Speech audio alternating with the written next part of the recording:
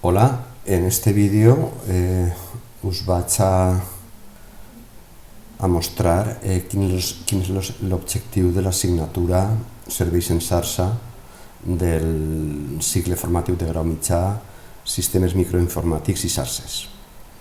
En concret, en aquest mòdul el que anem a fer és virtualitzar tots els serveis que va a donar un servidor i anem a virtualitzar-lo amb VirtualBox. Com veieu, per una banda tenim un servidor d'aula que és físic, és real i que és el que tenim a l'aula i que té dues interfícies. Una està connectada al router del centre i ens dona accés a internet i l'altra interfície està connectada a un switch, també és real, físic, que tenim així en el rack de l'aula i que van estar connectades tots els vostres ordinadors.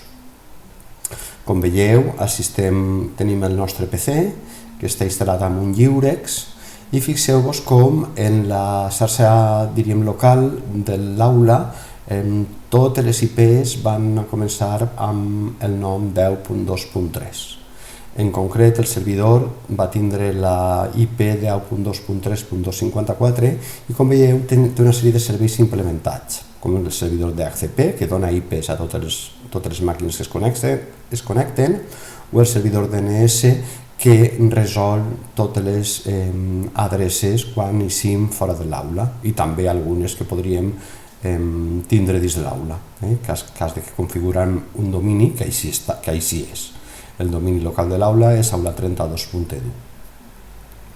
Quan és una adreça que està fora del nostre rang, és a dir, que està en internet, per exemple, la pàgina del Google o qualsevol altra pàgina, doncs això ho farem d'alguna forma, el nostre servidor de l'aula encaminarà aquestes peticions cap al router del centre i ja resoldran per als servidors de conselleria i demés. Des del nostre PC de l'aula, que com veieu està connectat físicament al switch de l'aula, el que anem a tindre és virtualitzat amb el programari VirtualBox una sèrie de màquines que ens van a permetre provar tots els serveis que dona un servidor. Fixeu-vos que així tenim el virtualitzat, un servidor que ho farem en els dos sistemes operatius més usuals, que van a ser Linux i Windows. Quan funciona el servidor de Linux, que anem a instal·lar un Ubuntu, no funcionarà el servidor de Windows i al revés. Quan connectem o vulguem fer les proves al servidor de Windows, el servidor de Ubuntu estarà apagat. Fixeu-vos com el nostre servidor virtual també té dues interfícies. Una que està connectada d'una manera virtual amb el switch de l'aula i aleshores tindrà una IP també dins del rang 10.2.3, igual que el nostre PC de l'aula, i per una altra banda tindrà una interfície interna, que, com veieu, configura una xarxa interna i que en el nostre cas l'anomenarem intranet. Fixeu-vos que la interfície externa està configurada amb l'opció d'adaptador PON, mentre que l'altra interfície, la que ens va configurar la nostra xarxa local, va estar configurada en VirtualBox com a xarxa interna i utilitzarem el nom intranet per a anomenar aquesta xarxa local. Fixeu-vos que a aquest switch virtual que ens configura o ens dona el VirtualBox anem a instal·lar distints clients, un total de 3. Instal·larem un Linux Mint, un Windows 10 professional i també un Ubuntu Desktop. Fixeu-vos també que la IP interna del nostre Ubuntu Server o el nostre Windows Server també va tindre una nomenclatura, una IP concreta. En aquest cas, la nostra IP interna va ser sempre en el rang 192.168 i el número que si apareix 200 vos assignaré a cadascú de vosaltres un número distint i tots sí que acabaran en 254.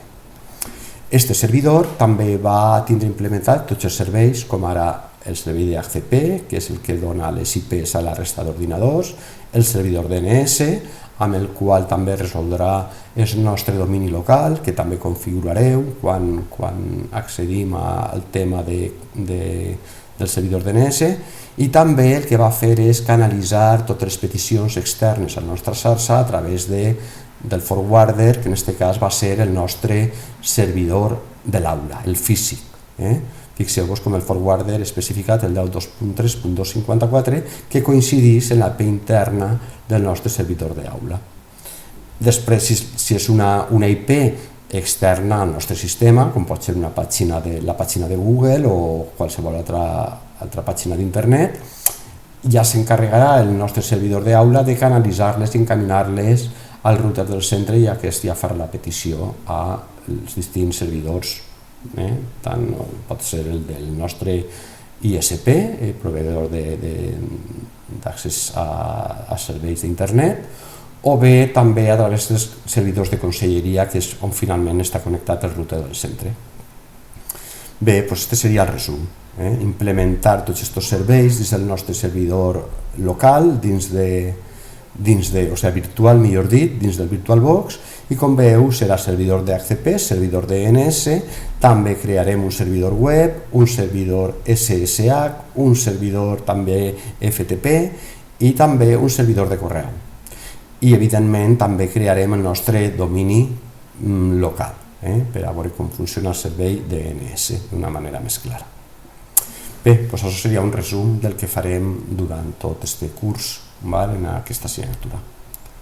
I res, amb això acabarà el vídeo i ja ens veiem al proper vídeo, les explicacions en vídeos següents.